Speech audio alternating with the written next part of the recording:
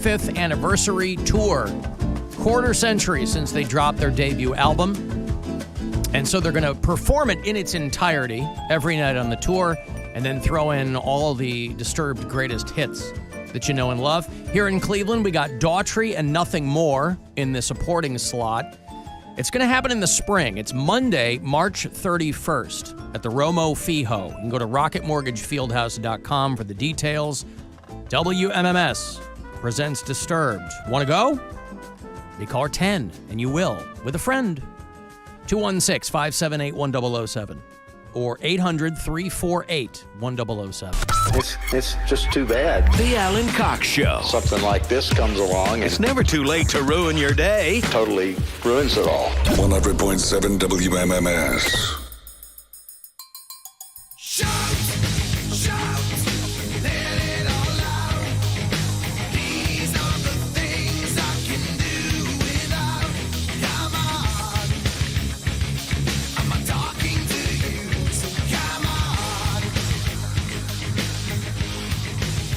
Disturbed no stranger to doing covers. I think there's one on every one of their albums.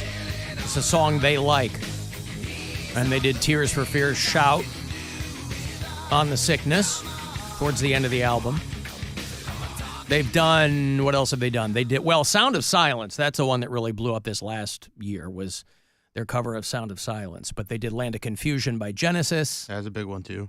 They did I Still Haven't Found What I'm Looking For by U2. I don't know if that was like a fan club B-side or something. They did a Sting song on one of their albums. They did Livin' After Midnight by Judas Priest. So Disturbed likes to have their fun with other people's songs from time to time, but that very first album of theirs, which means they'll be performing it at the Romo Fijo. I have to think it's on that album. They'll do, the song was called Shout 2000. Your Cleveland Guardians, have you heard? They're back home, and they're playing tonight. And it's a big deal because it's playoff baseball against the New York Yankers, who are up 2-0. But the next three games are here in the friendly confines, and so you have to hope that the combination of the crowd and the fact that these guys really got to get something going. They have not looked good. Well, they've by any measure. It's been self-inflicted wounds for the most part. Yes, they're like the bad news bears out they there. they gotta get it together. Got to calm down. Just play the way they've been playing all season, and I think they'll be all right. So we will get out of here around 4:30. That's when your coverage will begin, and then your first pitch at Progressive Field, 5:08. If you've brought your binoculars, point them up. And you might see young Bill Squire in the stands, waving to you. If you see anyone looking at you with binoculars or opera glasses, I'll wave will to you them. wave? I will, yes. All right. I see that. You don't, in the downtime or whatever, there's a lot of downtime in baseball. You don't scan the crowd. You go, hey, is anybody? Not really. No, you're not looking No, for I don't- opera glasses? No. Oh, all right. Just me then? Oh, I'm always scanning the crowd for somebody with opera glasses because it's the juxtaposition I like. They've got their opera glasses in one hand and they've got a Sugardale hot dog in the other. And that's fun to look around. Little people watching during championship baseball. So that's this afternoon on MMS and also on the iHeartRadio app. Cavaliers are playing some preseason ball. Well, playing in air quotes. They lost to the Pistons last night. They will play in Chicago tomorrow night. The final preseason game of the season is tomorrow night at the United Center. Cavs Bulls, 8 o'clock tip-off here on MMS. And I was looking at Donovan Mitchell is in a Kim Kardashian Skims ad campaign. Have you seen that? I've not seen that, but I'm guessing Skims. it's probably revealing. I mean, not as revealing as, when they She's have done the other things. ad campaigns for the female things. But the Donovan Mitchell in the... Oh, that one. I did see that. Yeah, they're just boxers, but, Yeah. they have to pack their junk, too. Mm-hmm. They have to make it. If you're going to do an underwear ad, they have to make everyone, and I don't know what he's packing. I'll give him the benefit of the doubt. But if you're going to do an underwear ad, they always make it look like You got got that full-on monster hog down there. Riddler codpiece from Batman Forever. Yes, you've got to make. That's how you sell underwear, because it's completely mundane. When you're selling, female Skims or whatever, the hook there is, oh, this will really suck you in. Guys, the only thing you care about is it going to make my junk look good? And so that's why all of these, there's this wave of men's underwear companies making these things, all different kinds. You see them on social media. You'll see ad campaigns online, and they're all focused around one thing. How does it make your junk look? Doesn't matter, if you're working your glutes nonstop, you'll never see a guy's underwear ad from behind. Always from the front. Donovan Mitchell in a Skims ad campaign. For Skims, of course, is the Kim Kardashian underwear line. And her ad campaigns with women have been like Ice Spice and Brooke Shields, and, of course, Kim herself. I think her sisters have done them. But, these are smart, because what do they always say? Hey, man, on and off the court, I need to be comfortable. And so, God, Kim Kardashian's hot. I'm sorry. Nothing to apologize for. She's very attractive. I know that she has created her face, too, and she's, I guess we all create our bodies, but good grief. She's just foxy.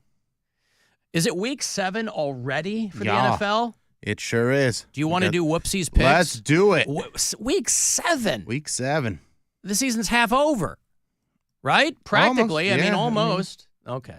Football all the way. Football all the way. Yeah, wouldn't you say? Football all the way. Football all the way. Football all the way. Yeah, wouldn't you say? Football all the way.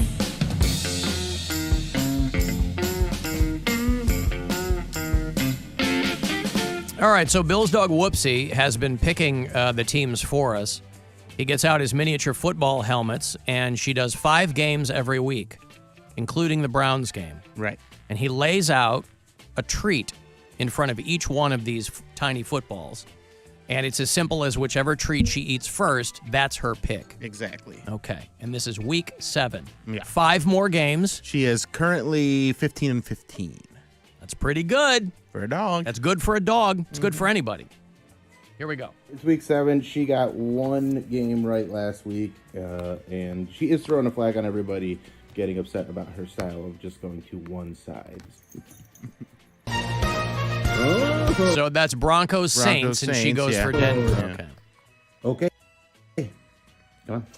This is Patriots Jaguars. Right. Yeah.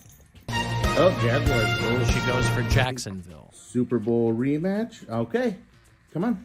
Chiefs 49ers is this one. Oh. Picks the 49ers. Sunday night game. Jets Steelers. Let's go. Come on. Oh, she picked the Steelers. Steelers over the Jets. Yeah. And the Jets are going to lose, says Whoopsie. And Browns Bengals. Let's go. Come on. Oh, Hey. Browns. She went for the Browns. Week 7 picks. Lock them in. That's not always the case. No. Good job. There you go. And she's trying to get that hat off of her head, too. Yeah, she And hates then that hat. Referee costume. Well, nobody would want to be in that for too long. She Okay, got well, good. groomed today. She's feeling Yep. good. So, week 7 picks are posted on my Instagram now, too, if you want to review them and do a parlay or bet against her or whatever. Do we know if we've gotten anecdotal evidence or hearsay at least that some people are betting exactly how she picks them? But has anybody won big from that? Have we heard about anybody who bet a parlay like that? Well, And, I mean, if you're what doing a she's done so parlay, far- you'd have to get all 5 right, and she's the best she's done is a 4 in 1 week. She's gone 4 in 1 twice, but she hasn't had a perfect week. She hasn't gone 5 for 5 yet. She has not gone 5 for 5. Yet. Okay. And I don't think this is the week. It's Probably not. But she picks Cleveland over Cincinnati, Right. and that's something. All right. I've got money here for you. $1,000. What? Just looking at her, she's so dumb in that. That's a cute dog. She's a goer. Yeah. $1,000 in the Buzzard bookie. Put $1,000 in your pocket right now. Second and last chance to win today, I believe. Maybe the last one. See if I can squeeze one in before we get out of here for the Guardian. This is your chance to bet with the Buzzard Bookie and win $1,000 now. Enter this nationwide keyword at WMMS.com. Dollar. That's dollar. Enter it now at WMMS.com. Thank you to whoever sent me the photo of somebody who hacked a highway road sign. I think this is in Columbia Station on Boone Road. Oh, We used to spend a little bit of time. We had friends that lived out in Columbia Station. So I think Boone Road is a long road, but I know part of it is out there in Columbia Station. But the photo was great. This is very early in the morning because it's dark. But somebody hacked into one of these road signs on the highway. Warning, oiled up men ahead. This one down here says, sexy men cause accident. And then lastly, pee poo poo 69420. So you might not be the hero we need, but you are the hero we deserve. Pee poo poo 69420. Some absolute unit hacked into this road sign out there, not only warning people of oiled up men and sexy men cause accident, but pee poo poo 69420. So thank you whoever sent me that, because I obviously would not have seen that out in the wild. We were mentioning yesterday about the guy on the beach who got full-on kicked in the nards in his Speedo by one of these wild horses. This is an island near in Baltimore, and they have horses that live on this island, and people will go, and it's a public beach, but they tell people there are signs everywhere, hey, don't mess with the wild horses. Invariably, there's somebody who will ignore that. That was this guy, older dude in a Speedo, full-on kicked in the nuts.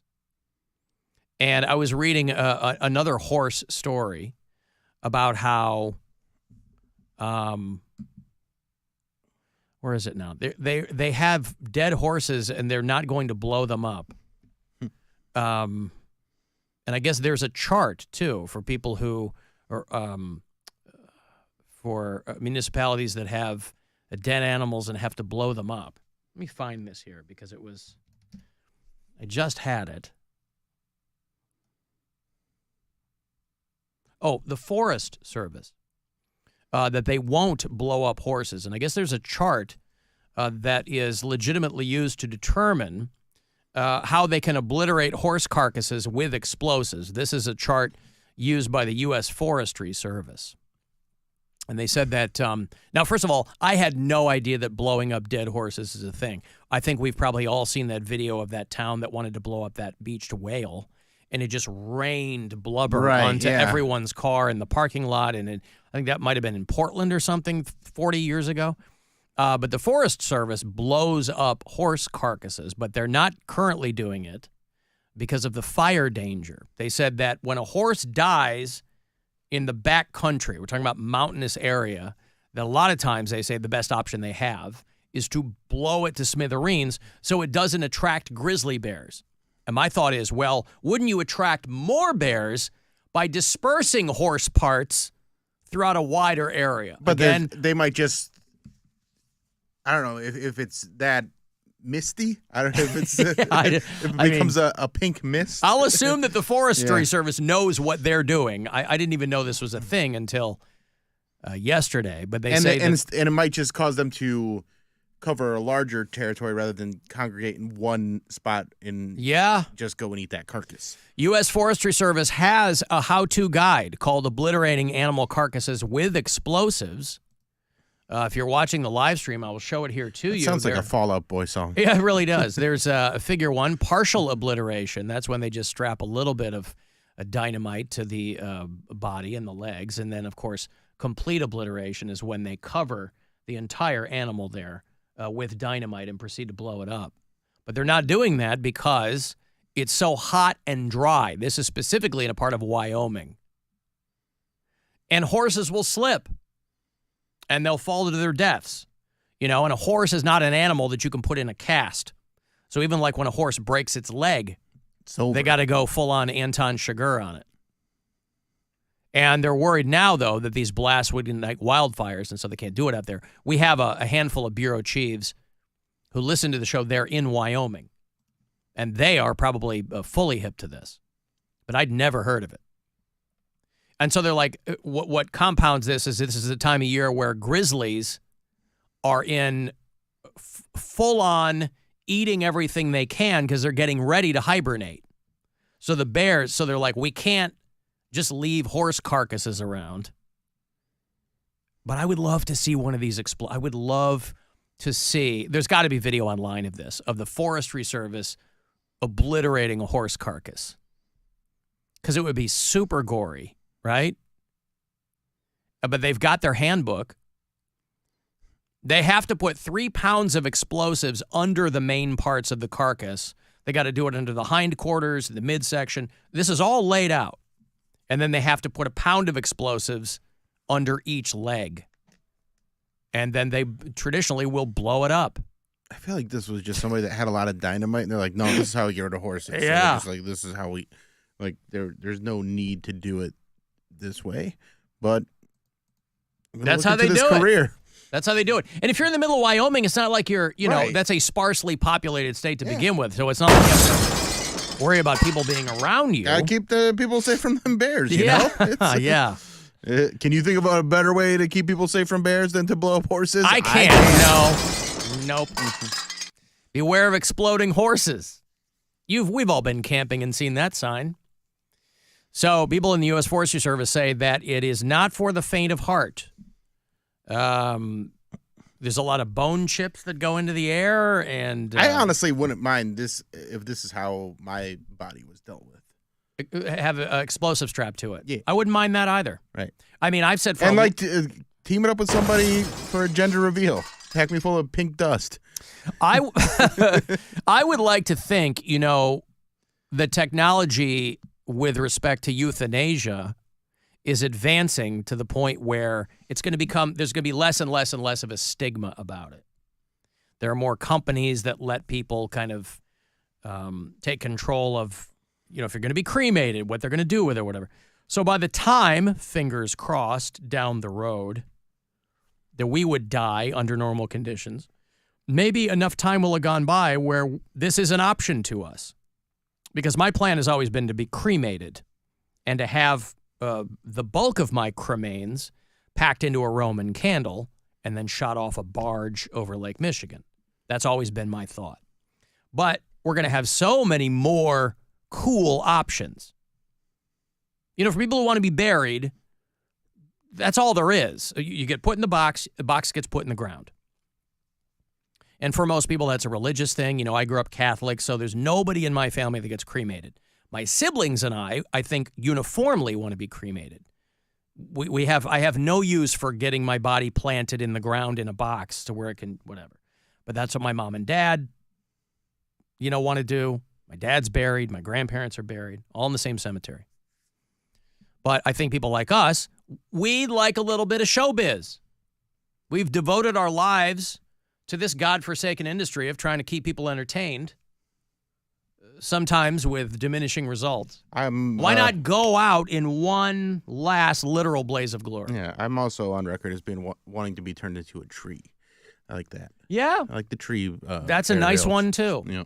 But it's not very bombastic. Not very bombastic. That's why hearing about the horse explosions has got me rethinking something. There's time to reassess. Mm-hmm. Speaking of reassessment, hockey season is almost upon us here in Cleveland, and so I've got Monsters tickets for you. I'm going to give you 4 of them for opening night, a week from Saturday, at the Romo Fijo against the